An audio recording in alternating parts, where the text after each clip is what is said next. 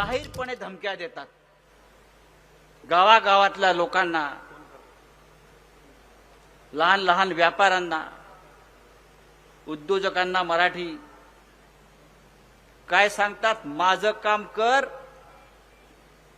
नाहीतर बघून घेईन. तुम्ही काय बघून घेणार? 4 जून नंतर तुम्हाला जनता बघून घेईल.